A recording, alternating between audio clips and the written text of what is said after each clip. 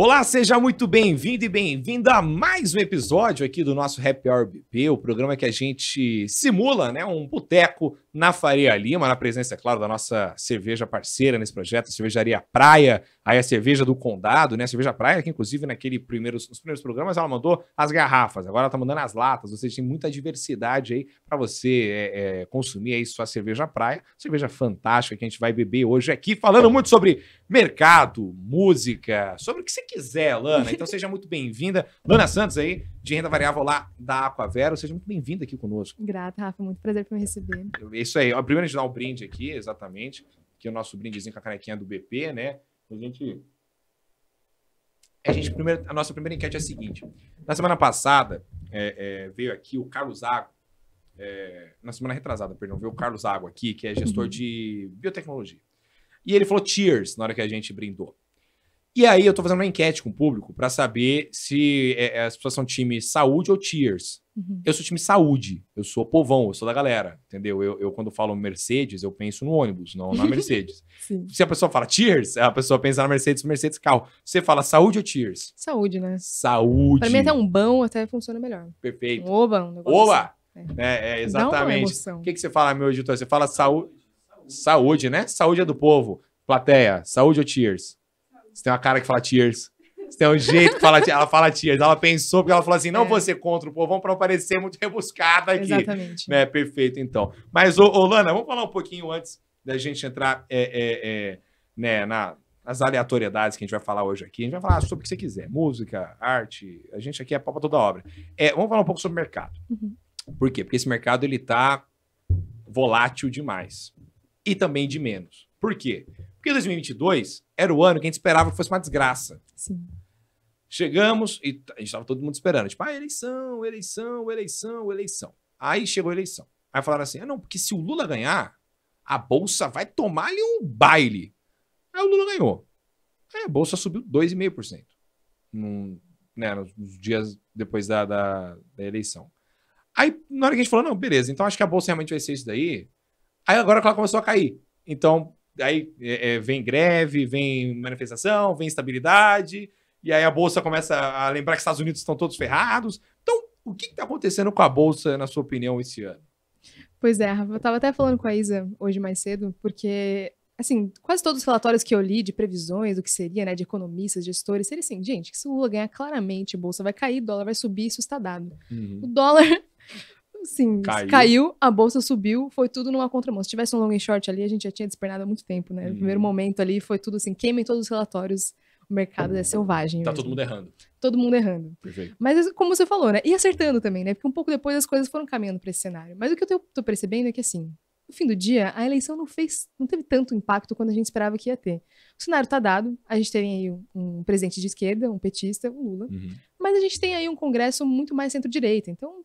Assim, foi um pouquinho para cada lado, ali estamos convergindo para o centro, ele também, com alguns nomes que ele já sugeriu, assinando um pouco para o mercado, não tá 100% assim, esquerdista, que vai tirar o teto, é isso, claro que vai aumentar gasto, assim, tudo depende também de como os projetos que ele vai fazer, os ministérios que ele vai abrir, as pessoas que ele vai indicar, cada notícia que sai, a bolsa vai para um caminho, né, realmente, a volatilidade está muito alta porque tem muita novidade ainda por vir, né, nessa transição acho que a gente ainda vai ver um cenário muito volátil. Mas também o que tem pesado muito, além desse clima tenso de pós-eleição, é a temporada de resultados das companhias, né? E isso sim tem aí colocado uma pimenta a mais nesse baião.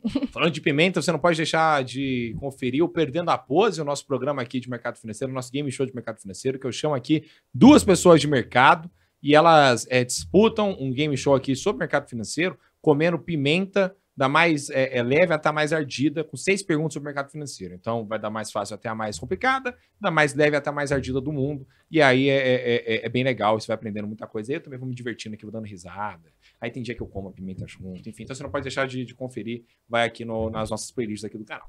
Agora, Lana, falando ainda sobre esse movimento de mercado, porque eu acho que todo mundo, ele não tá errando um pouco na análise, talvez. Assim, pelo menos o afegão médio, acho que a gente tá errando um pouco na análise, porque assim, a galera meio que toma um pressuposto de não. A Bolsa, ela quer um governo de direita.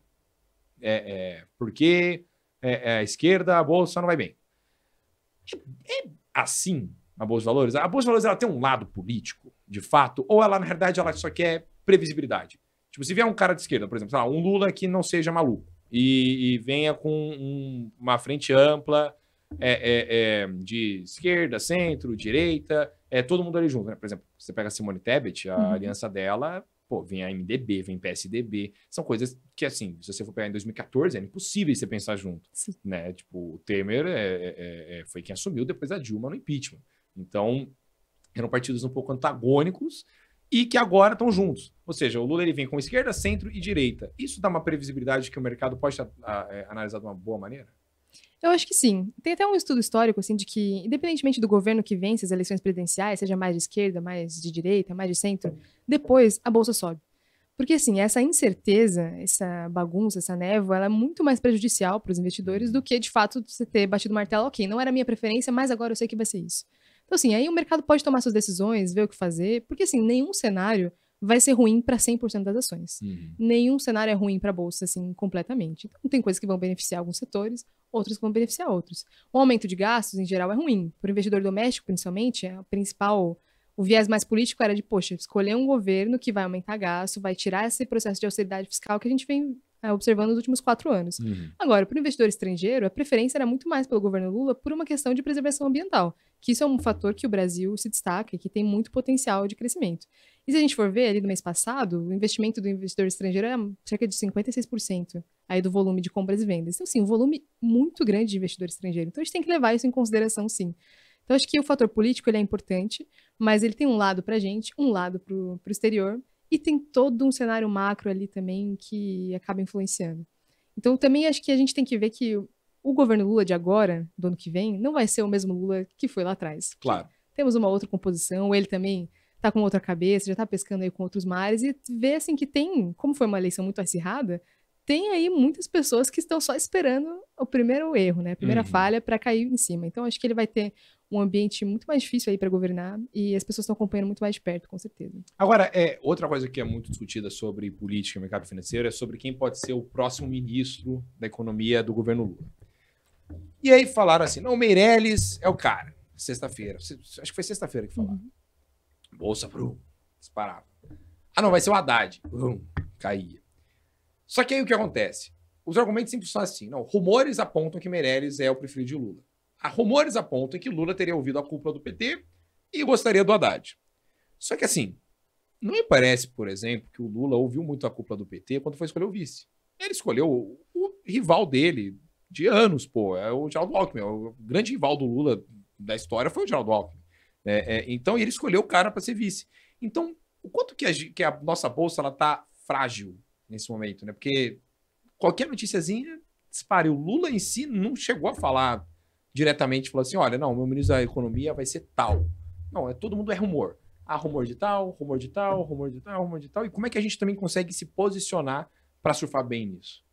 Maravilha, essa é uma excelente pergunta. Assim, quão sensível a gente está? Completamente. Estamos numa bolsa, assim, a volatilidade ela é muito mais emocional do que, de fato, fatídica, né? Então, assim, a antecipação, a expectativa, ela impacta a precificação dos ativos muito mais do que um fato dado, assim. Então, por exemplo, até em resultados de empresa.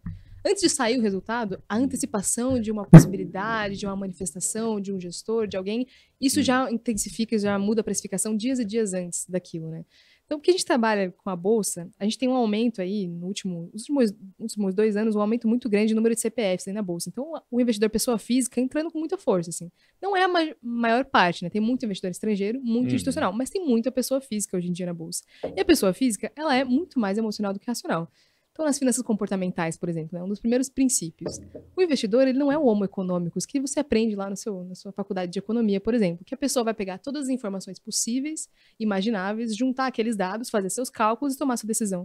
Não, ela vai ver o que ela sente ali de lembrança histórica, de política, de puxa vida, acho que naquele ano eu gostava, quando o Brasil ganhou a Copa eu ganhei dinheiro, então eu vou entrar na Bolsa esse ano porque eu acho que vai vir um Hexa. Quer dizer, ela vai fazendo suas correlações emocionais e trabalha muito com isso. E vê um ativo caindo, não tem estômago para aquilo, vende também, não sabe por quê, vai na manada. Então, assim, tá completamente volátil, porque a gente tá mexendo com uma coisa também, que é a política, que ela também é muito emocional. E num cenário bem polarizado, né? Claro. Então, com certeza, a gente tá tendo um cenário, assim, muito mais volátil. Agora, como se posicionar em relação a isso? Acho que é buscando, dentro do possível, fugir dos rumores, dos ativos que são mais sensíveis. Então, assim, poxa, eu vou entrar em Petrobras agora. Será que é o momento? Qualquer coisa que o Lula falar, qualquer rumor que vier, vai movimentar muito, né? Então, talvez ter mais cautela. Acho que essa é a regra do jogo. Perfeito. E essa cautela, ela se estende a quais setores? Porque você falou muito bem sobre Petrobras. Petrobras, a gente fez na época aqui uma live, algumas lives, a gente tem alguns programas na casa, gente. A gente tem aqui o Happy Hour BP, que você está acompanhando agora, o Perdendo a Pose, o Pizza Cripto, Fechando o Pregão, o BP Connections, o Fora da Caixa, Mercado de Alta, enfim, então você não perder nada, já se inscreve aqui no canal. E aí, na época das eleições, a gente fez uma série especial de eleições, no dia da eleição, no domingão. Domingão. E aí, parece que é o Faustão. Né? E aí, de manhã, a gente trouxe analistas para a gente desenhar cenários. E o cenário A era, bom, então a pesquisa se confirma, Lula ganha, qual setor deve tomar um certo baque? As estatais, Petrobras e Banco do Brasil. Por quê? Porque Petrobras e Banco do Brasil estavam num rumo aí de pagar muito dividendo, né? Petrobras principalmente, se tinha ali uma certa desestatização no ar rolando, que é uma coisa que o Lula já falou que não é a favor. O Lula não quer pagar tanto dividendo, ele já deixou bem claro que a lógica dele é outra. Agora, os setores, por exemplo, de varejo, construção de baixa renda e educação, são setores que performam bem com o governo Lula, em teoria, pelo menos. Né? Os programas dele no primeiro e segundo mandato foram muito destinados a isso. Né? Educação, construção de baixa renda, educação, no caso, né, FIES, ProUni, construção de baixa renda, no caso, Minha Casa Minha Vida, lá na época, e também a gente teve aí varejo, você tem a inserção de dinheiro na sociedade de várias maneiras. Você acha que esses setores são setores que as pessoas elas devem procurar alguma falha, alguma queda para conseguir ir, porque elas sabem que assim, os próximos 4 anos, em teoria, são de boas ondas para esses setores, ou por conta de estar sempre muito volátil, fica meio quieto, vai para energia, assim, sei lá, alguma coisa que todo mundo sempre precisa a qualquer momento? Entendi. Bom, acho que assim, difícil, né? Porque depende muito da estratégia de cada um. Acho que você buscar falhas e assimetrias de mercado é sempre uma coisa importante para estar de olho. Agora, esses setores já estão bem visados, assim, né? Então, algumas ações específicas, né? Ah, poxa, não vou comprar Petro e Banco do Brasil, vou entrar em Dux e MRV. Pô, o Dux já subiu, sei lá, quase 30% aí desde a eleição, porque tá todo mundo esperando. Não, vai vir FIES, vai vir alguma coisa, vai beneficiar. Qual que é o fundamento dessa compra? Ah, estão dizendo. Ah, vai ter.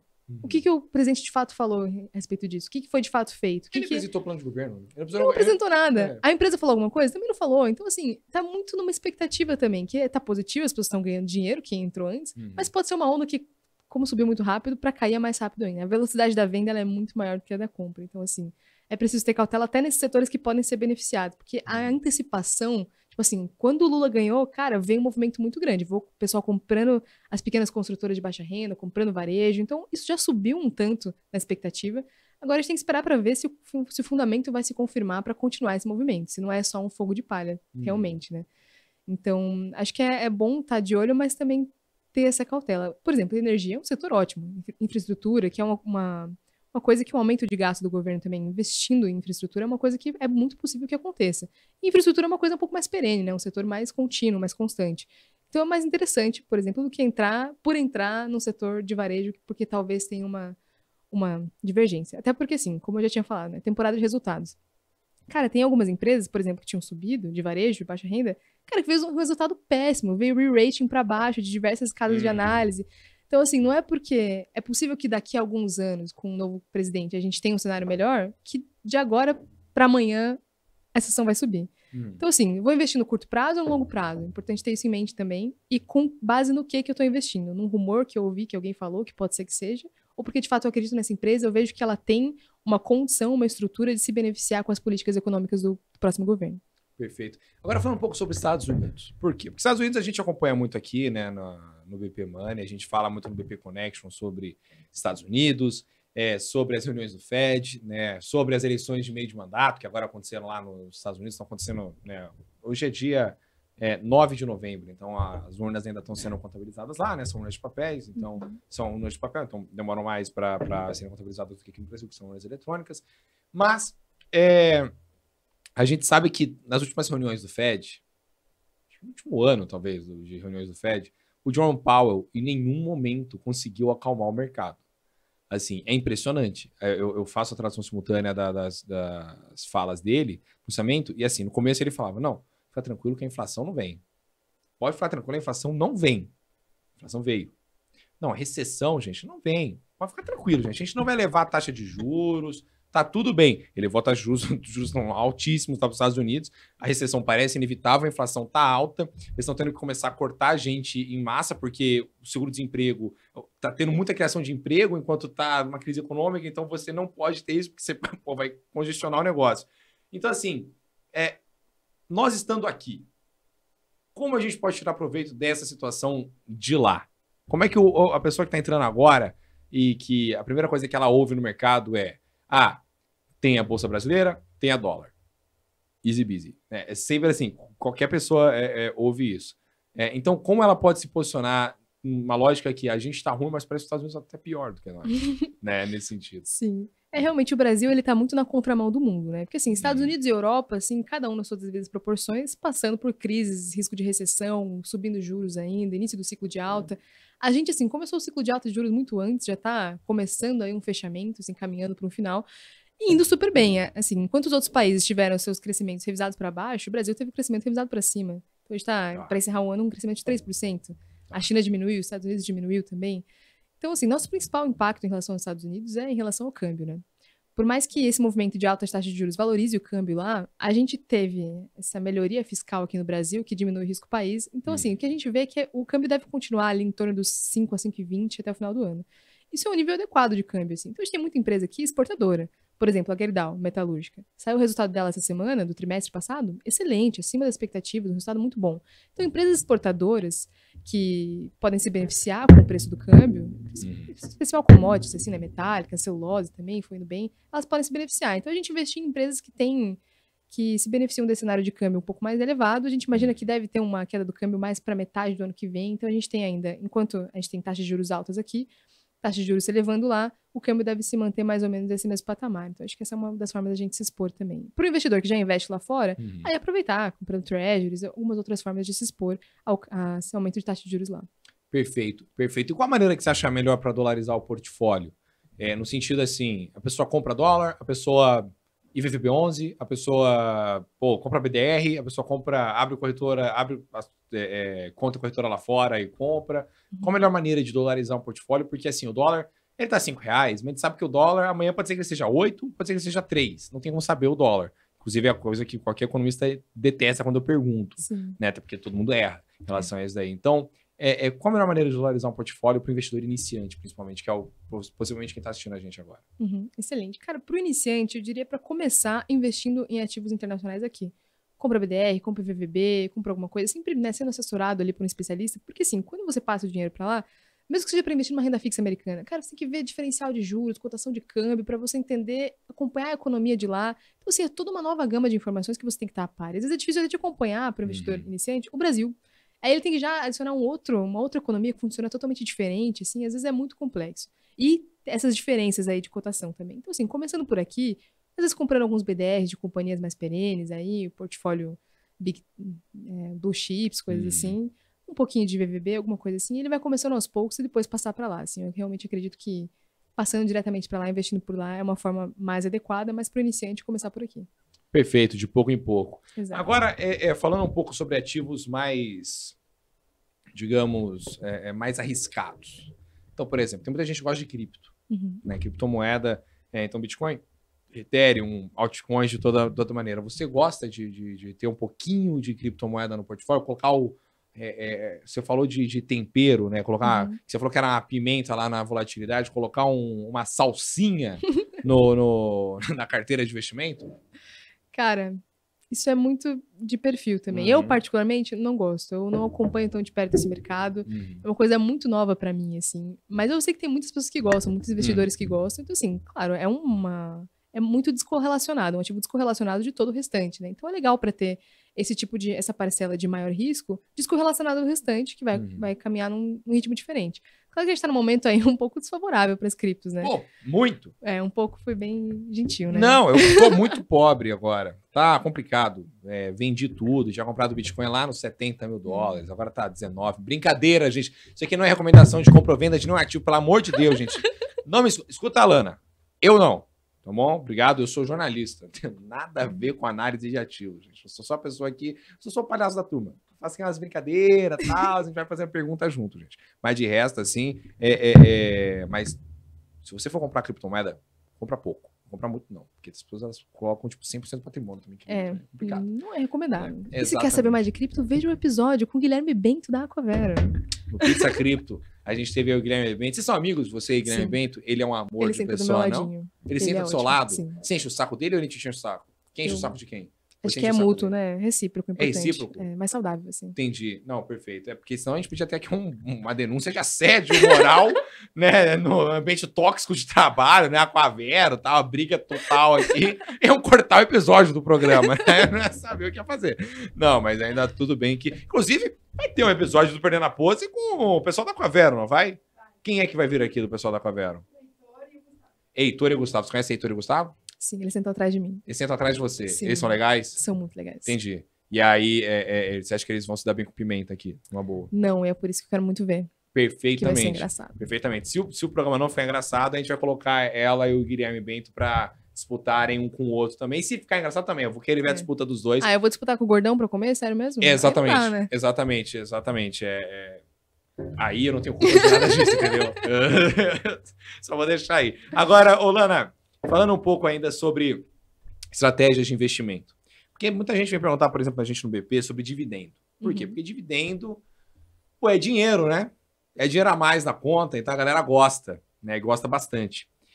Só que aí vem geralmente a primeira pergunta, que é: eu vou por ação que dá dividendo ou vou por FIIs?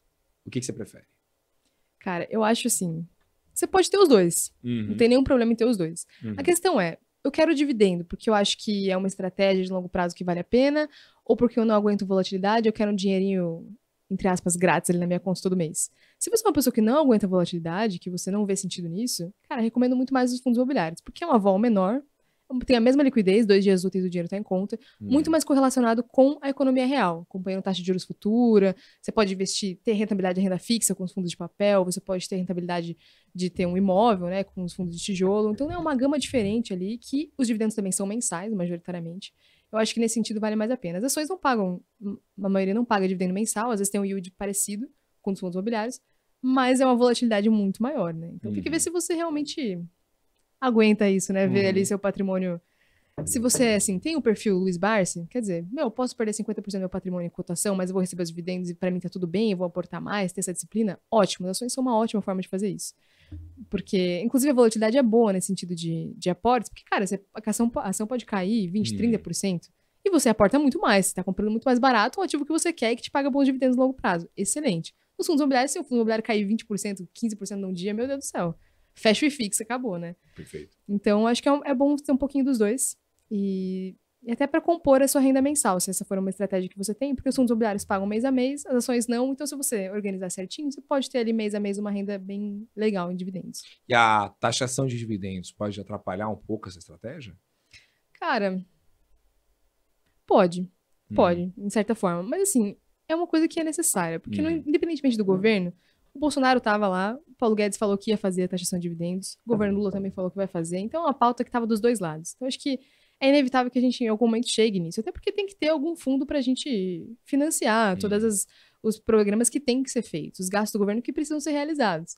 Né? Não adianta a gente só também pensar em ganhar dinheiro e não ver a situação da economia real, da sociedade, tudo que precisa ser feito, de fato, pelo governo. Então, assim, pode ser que a taxação tem que ver muita forma que vai ser feita. Porque às vezes as pessoas pensam, vamos taxar 40% ali de qualquer dividendo que eu receber. Às vezes é a partir de um volume específico, a partir de um nível de posse que você tenha, como, por exemplo, o imposto de renda que é cobrado na venda de ações. Cara, você tem que vender mais de 20 mil com lucro no swing trade, e é um valor ali de 15%. Então, assim, não é qualquer pessoa que vender qualquer valor, qualquer lucro que você tiver, você vai ser taxado. É a partir de um certo nível, sabe? Então, isso também, acho que deixa a porta aberta para a pessoa que está começando, que ainda não tem um patrimônio tão grande, as pessoas também não precisam se assustar. Claro que isso gera uma certa barreira para as pessoas que estavam até hoje sem ser taxadas. Uma vez que você tem um direito, você não quer abrir mão dele, né? Isso é evidente. Mas acho que é uma política que é inevitável e que pode ser que ela não seja tão agressiva quanto as pessoas imaginam que seja, sabe? Perfeito. Perfeito. Lana, agora expectativas para 2023. O que você acha que vai acontecer aí na nossa bolsa aí, no mundo inteiro? O que você acha que vai acontecer? Maravilha. Pergunta fácil, né? Tranquila, né? Para mim é excelente. É uma frase. Exatamente. você se lascou legal. Eu adoro essa sensação. Cadeira, né? Aí amanhã sai uma notícia, acabou Pra o mim que eu tá falei. lindo, Né? entendeu? Eu ganho, entendeu? Eu sou tipo cassino. Sempre vou ganhar. Ótimo, ótimo. Brincadeira, não, mas manda bala. Ó, perspectivas de mercado aí, vai. A gente imagina ver a bolsa subindo pro ano que vem, ali em torno de 120 mil pontos, alguma coisa assim. O dólar, como eu falei, mantém um nível estável até metade do ano que vem. A partir do segundo semestre cai um pouco, mas não muito ali, entre 5 e 4,90, alguma coisa nesse sentido. A gente vê a Selic mantida, a taxa de juros aqui do Brasil, mantida nesse nível de 13,75 até metade do ano também, depois começar a arrefecer, se for possível de fato. Porque assim, esse era um cenário que estava dado já há alguns meses, mas apostando numa continuidade do governo anterior, né? Uma austeridade nos gastos.